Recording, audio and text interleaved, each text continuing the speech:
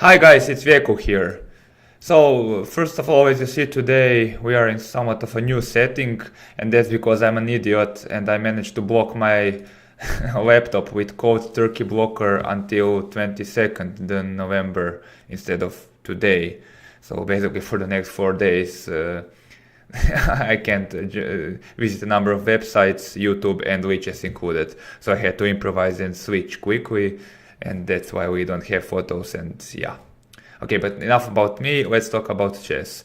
So today game 7 of the World Chess Championship has been played, and yeah, it wasn't a particularly exciting one, but okay, we will see what happened there, since there were some brilliances off the board among the cast of Chess 24, but we'll get to that. Okay, so in his fourth white of the match, Carlsen played d4 once again, and Caruana answered it with knight f6. Knight f3, d5, the queen's gambit, c4, e6, knight c3, bishop e7, and now bishop f4. This was this Harrwitz Attack line of the queen's gambit decline, which was already seen in game 2 of this match, so Carlsen repeats. Castling, e3, c5, it was all seen in game 2, d takes c5, bishop takes c5, queen c2, knight c6, now a3, preventing, of course, knight jump to b4, queen to a5, and so this up to this point the players have been following game 2, and here Carlsen played knight d2. You might recall that after rook d1 in game 2, rook d8 was a very rare novelty by Caruana, and you might also, not novelty but very rare move, and you might also recall that long castling was preferred by Kasparov, and after say bishop e7, both g4 and h4 were played numerous times. So that was the main continuation until this match. Okay, so Carlsen obviously tries to get in with knight d2, this is his surprise. And okay, the idea of the move is obvious. He wants to play knight b3 here and hit both queen and bishop and fork them. So there are several moves here. This was actually played by quite often. There were several games by Vesel and Topalov here, and his opponents most often played bishop e7 and then taking from there knight b3 or rook d1, whatever. But Caruana played a very rare move. He played queen d8, and here Anish Giri had a very funny tweet. He said that knight f3 is an interesting try, and of course queen a5, knight d2 would just repeat the position. So for those of you who are not familiar, Giri is often mocked for his willingness toward draws, but yeah, it's questionable how much that is deserved, but okay, that is a topic for another video.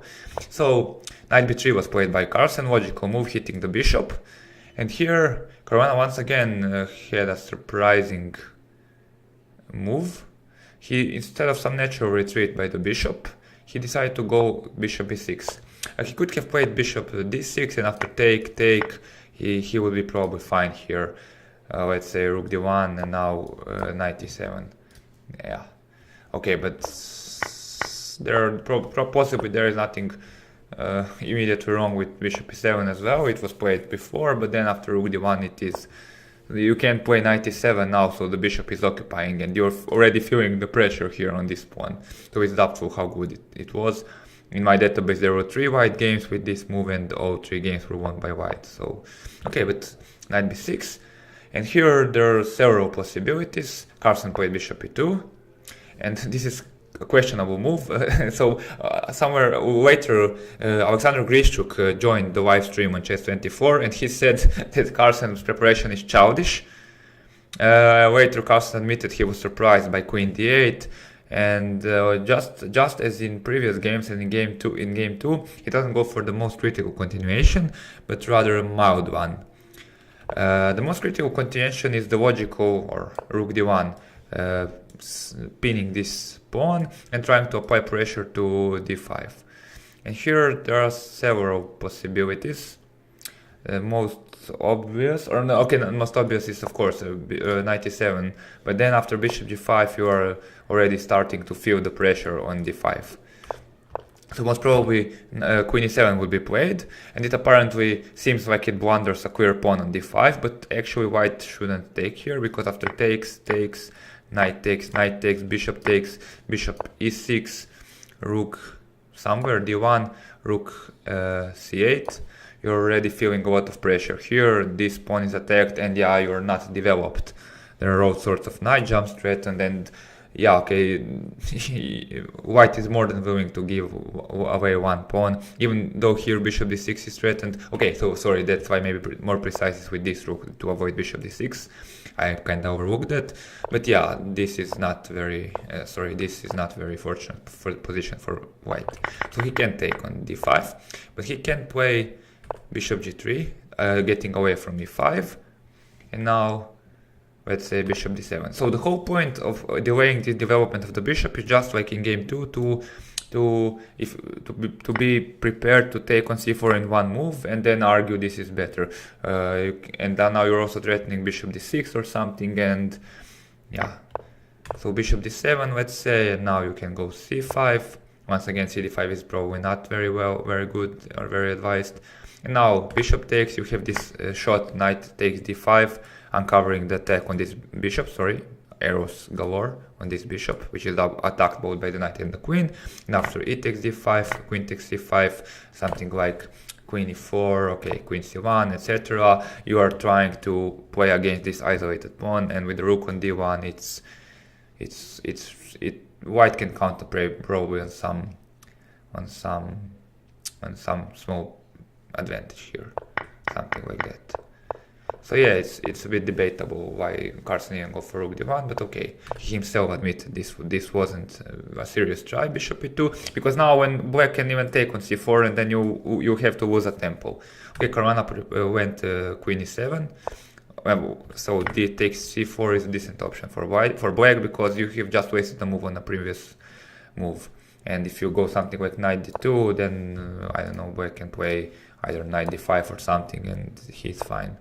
So you should probably take, and then you have some sort of symmetrical position that, let's say, after bishop d7 castling, bishop c7, that was the idea of bishop b6 previously. You probably have to take, and this is balanced more or less, or it's close to equality. But okay, queen e7, not bad move as well.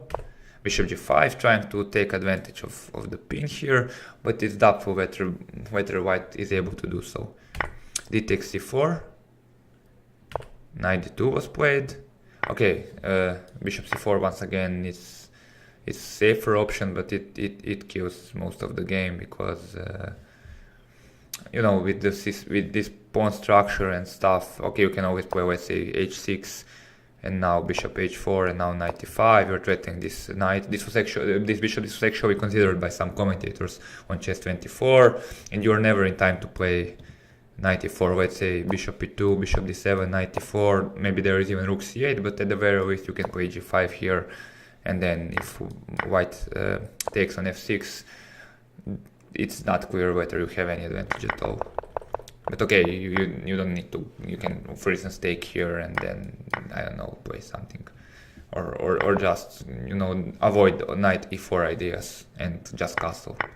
Okay, but knight d2, trying to capture with the knight, but of course knight e5. Once again, h6 was considered by commentators, and then bishop h4, knight e5 with this option of g5.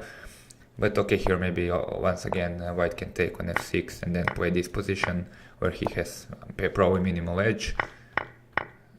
Although yeah, because so the whole point of white's play is that he didn't want to risk anything, or as he wanted to risk as little as possible. So there was this speculation that Magnus is already heading toward a tiebreak, which is a bit misguided. He isn't heading toward tiebreak, but he doesn't think he is the one that needs to risk a lot, because he is stronger blitz player. So it would make more sense for Caruana to risk. But okay, knight e5 was played here. Castling was played. Carlsen actually said that the only try for some edge is knight c4, but here, well, he is risking since he's not taking the pawn immediately, and black is actually able to survive despite the doubled pawns. So let's say bishop d7, queen c3, knight takes, and then f6, and okay, this position was examined by Chess24, I think. Something like this, something along these lines. Or maybe you don't even need to, you can play, there is this beautiful line bishop c6 attacking the knight, and you're sort of stuck now here. So yeah, because let's say if you play bishop h4, he takes here, you take here, and he has, I think, this move, and then the knight is falling and black is more than fine. So, but obviously this is already sharper, and Magnus was averse to doing so. Okay, he could have taken here, but once again, after instead of knight c4, he could have taken on c4, but then again he can count an advantage. But after castling as well, black is more or less fine here. He just continues with his development, the bishop is going to c6, and once you have solved the problem of this bishop, which is restricted by this pawn on this diagonal, there is not much you can fear. So f4, forcing this knight to determine what it's going to do. Once again, knight c4, let's say bishop c6, you take, g takes, and now bishop h4, knight g6, and I don't know, okay, we can probably take on c4, you can just retreat and then take with the knight. Black is not all that unhappy with this shattering of his pawn structure. But also after bishop f4, knight g6, white doesn't have anything serious, because bishop c6 and bishop c7 exchanging some pieces will come sooner or later. So bishop g3 was played, bishop c6, knight c4, bishop c7 as expected, preserving the bishop and preventing a bishop d6 threat, because bishop d6 was threatened. So rook fd1 was played, rook fd8, exchanging rooks, exchanging another pair of rooks.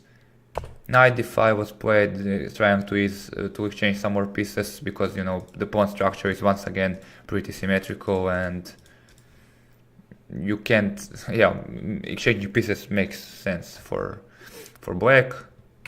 Queen d4 was played, knight c3, queen c3, bishop takes g3, h takes g3, queen d7 was played. But okay, now bishop d3. b6 was played. Okay, there is also this very nice line, bishop e4 here. And if you take here, then you go queen d1 check, h2 and queen h5 with perpetual. But then again, if you go bishop e2, then bishop c6, and yeah, you're basically here. Bishop e4 was immediate draw offer, but okay, Caruana played b6, f3 was played, b7. And now bishop g6, taking the knight.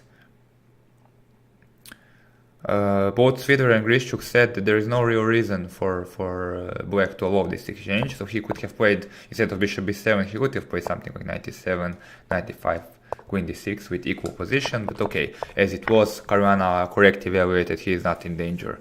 The knight is not stronger than the bishop. Although I think even Carlsen said that he was under impression he might pose some problems, but yeah. H takes g6, e4, queen c7, e5, queen c5, king h2, bishop a6, forcing the exchange of the queens, knight d6, queen takes c3, b takes c3, and now f6, trying to undermine this outpost of the knight, f4, king f8, now king g1, trying to get with the king somewhere, but you know this pawn is always weak and it's hard for either side to make some progress.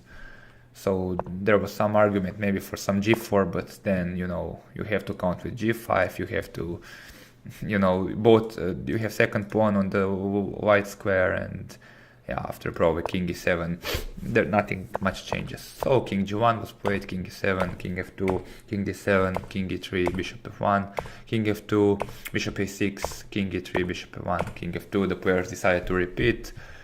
Objectively, none for their level this is clearly drawn, and yeah, with this not particularly exciting game ended, and yeah, that match tension is still retained.